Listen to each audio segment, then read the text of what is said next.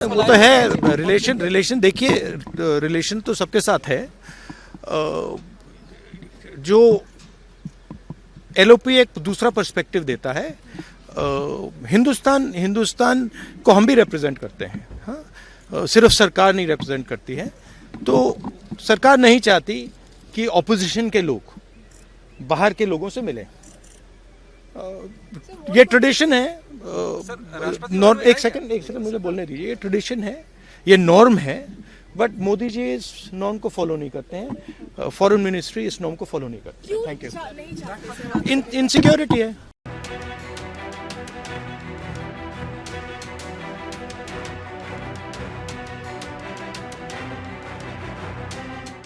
नहीं, सरकार कोई प्रोटोकॉल तय नहीं करती है। जो बड़े राष्ट्राध्यक्ष हैं वो खुद ही प्रोटोकॉल तय करते हैं कि उनके प्रधानमंत्री को, उनके नेता को किससे मिलना है, किससे नहीं मिलना है। माननीय राहुल गांधी जी, आपका तो विदेश से बहुत गहरा रिश्ता है, आपका तो ननिहाल ही है, तो ननिहाल से मिलने वाले पर रोक है, ऐसा मुझे संभव प्रतीत नहीं होता। विदेश मंत्रालय को इस संबंध में सक्षम जवाब देना है।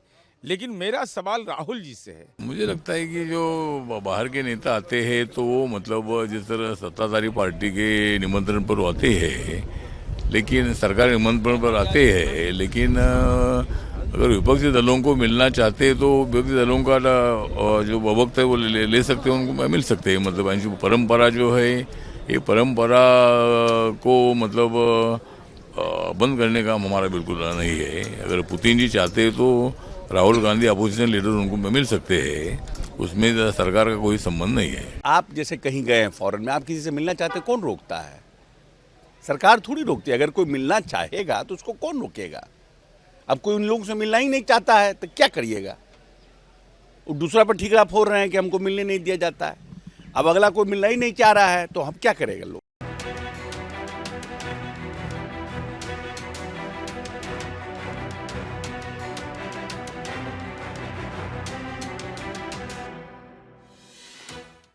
प्रोटोकॉल होता है, कोई भी विजिटिंग डिग्नेटरी एलओपी से मिलते हैं और रिक्वेस्ट करते हैं तो मिलते हैं। तो इस प्रोटोकॉल का रिवर्सल मतलब इस सरकार की जो जनरल जो जितनी भी नीतियां हैं वो इसी आधार पर है। वो सब खुद घेरना चाहते हैं, कोई और आवाज़ को उठने ही नहीं देना चाहते, किसी और का कुछ पक्ष सुनना ही नहीं चाहते, और जो प्रोटोकॉल्स हैं उनको भी तोड़ रहे हैं। तो एक लोकतंत्र का प्रोटोकॉल होता है, उसको निभाना चाहिए। अब भगवान जाने किस बात का डर। मेरे ख्याल में एक लोकतंत्र में अच्छा होगा कि जो भी आते हैं हमारे देश को कि सबसे मिल ले, लेकिन मैं इसके बारे में डिटेल्स नहीं जानता हूँ। जो राहुल जी कहा आप उन्हें ही कोट कीजिएगा। जब भी कोई विदेशी किसी राष्ट्र का नेता आता है तो हम लोग जहाँ सरकार का जो एक सरकारी तरीके से बातचीत करने का जो होता है, दो पक्षीय बातचीत होती है, बहुत सारे समझौते होते हैं, लेकिन उसके साथ साथ हमारी एक परंपरा रही है कि जो हमारे विपक्ष के नेता हैं, प्रतिपक्ष के नेता हैं, उनसे भी उनको मिलवाया जाता है और उनसे भी उनकी बातचीत होती है। लेकिन इधर जब से मोदी जी आए हैं, ये ऐसा लगता है कि वो नहीं चाहते हैं कि एलओपी के साथ बातचीत हो या एलओपी से उनकी मुलाकात हो।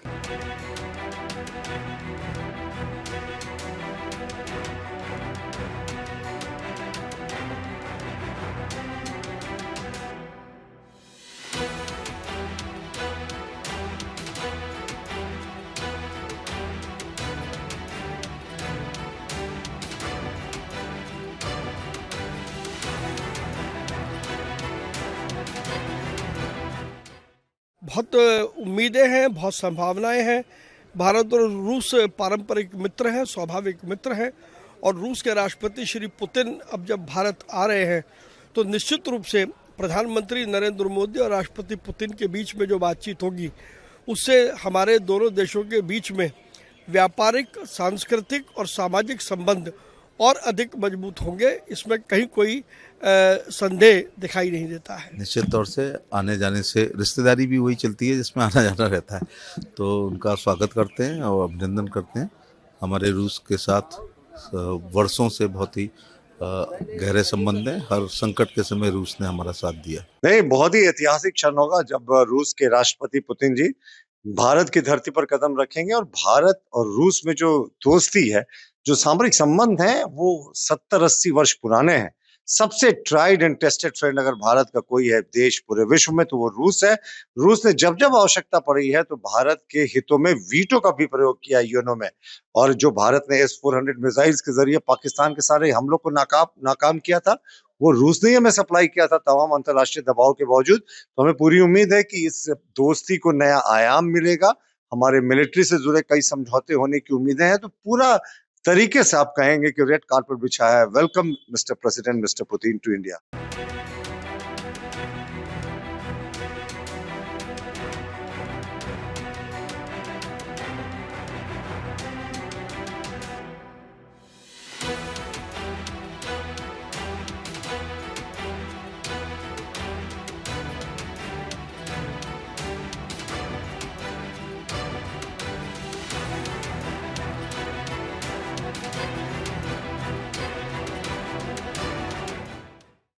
जिनका विजिट बहुत इम्पोर्टेंट है और देश में 23rd समिट होने वाला है और ये आजकल नहीं हुआ है।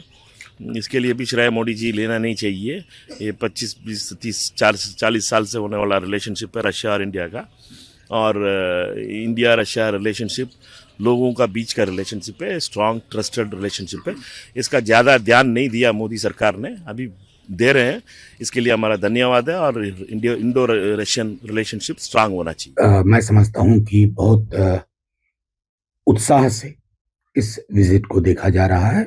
इसके आउटकम्स क्या होते हैं उसकी हमें प्रतीक्षा करनी चाहिए, लेकिन एक सबसे बड़ा ऐतिहासिक संदर्भ है और वो ये है कि अगर दुनिया वैश्विक पटल पर देखें तो भारत का अगर कुछ देशों के साथ हर उतार चढ़ाव के बाद एक बहुत ही प्रगाढ़ रिश्ता रहा है तो वो सोवियत यूनियन के टाइम से रूस के साथ।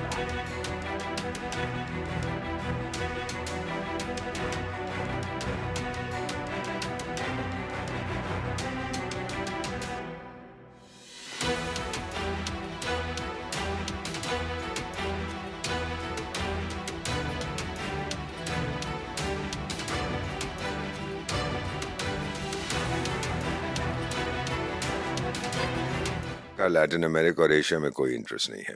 यूरोप में बहुत इंटरेस्ट है। आपको पता है कि कुछ ही दिन हुए हैं 3 उनके राजदूत ब्रिटेन, फ्रांस और जर्मनी बेवकूफ लोग हैं जो भारत में, उन्होंने एक आर्टिकल लिख दिया था, पुतिन चोर है, बदमाश है, डाकू है, क्यों आ रहा है भारत, उसको क्यों रिसीव कर रहा है। और आप कौन होते हो? आपका पैसा खत्म हो गया, आपकी ताकत खत्म हो गई, आप की छवि खत्म होगी, लेकिन आपकी अक्कड़ नहीं गई। आप कौन होते हो? जब कोई भी हमारे जिहादिस्तान का प्रधानमंत्री आपके देश में जाता है, हम कुछ नहीं कहते। ये हमारा इंटरनल मैटर है, आप उसमें दखल देने की कोशिश ना करो। तो यूरोप की नज़र है, अमेरिका की नज़र है, बाकी मेरा ख्याल जापान, ऑस्ट्रेलिया, जो लोग भारत की दोस्ती चाहते हैं वो देख रहे हैं, और जो लोग पुतिन साहब को, रूस को कमज़ोर करना चाहते हैं वो देख रहे हैं कि कमज़ोर नहीं, वो तो और शक्तिशाली बन रहे हैं। Well, it is no secret that Russia and India have been having very good relations for many years, and I think it's positive for India, but it's something that I cannot comment much more. It's a relationship between you and a third country. I hope it's good for India, of course. I think it's an extremely important visit, perhaps one of the most important visits that has been taken place to India in a very long time.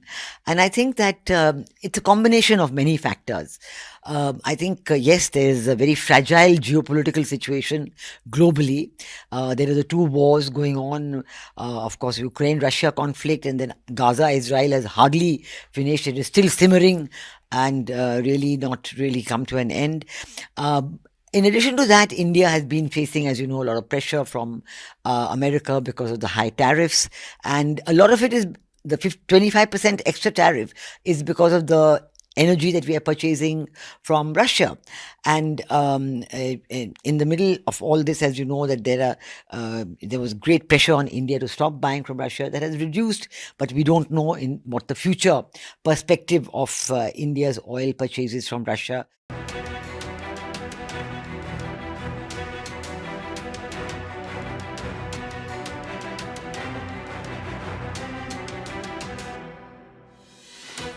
Putin का visit जो है India में, ये बहुत opportune time पे है।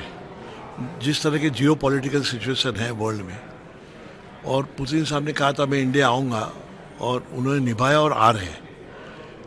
एक दोस्त के नाते रसिया हमारा रिलायबल दोस्त है, हम भरोसा कर सकते हैं, और आज तक हमने जब भी भरोसा किया है उन्होंने हमें लेट डाउन नहीं किया है।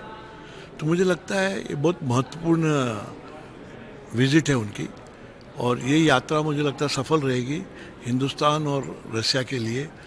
खाली हम इसे ये मत देखिए कि दोस्ती व्यापार, बट एक वर्ल्ड में सिग्नल भी दे रहा है कि दो बड़े लीडर आज मिल रहे हैं इस जियो पॉलिटिकल सिचुएशन में।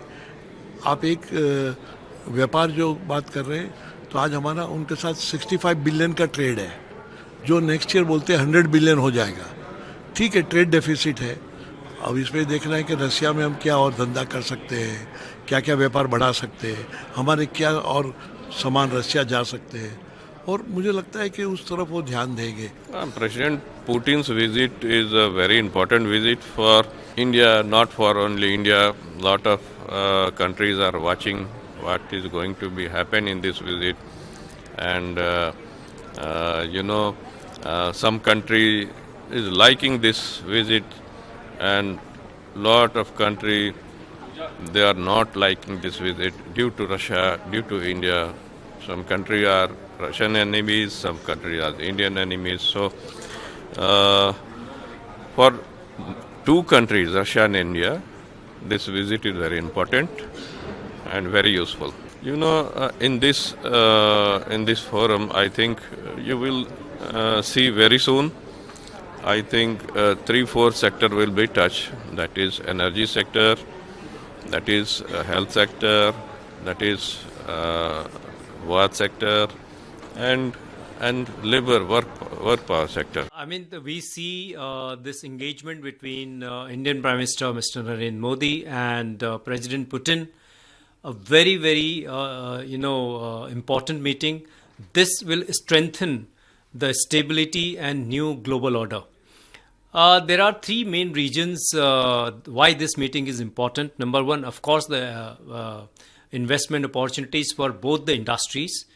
Number two, India and Russia, they have very stable and time-tested strategic partnership, and this meeting gives an opportunity to diversify in various other fields as well. Number three, this meeting also sets alliance. This meeting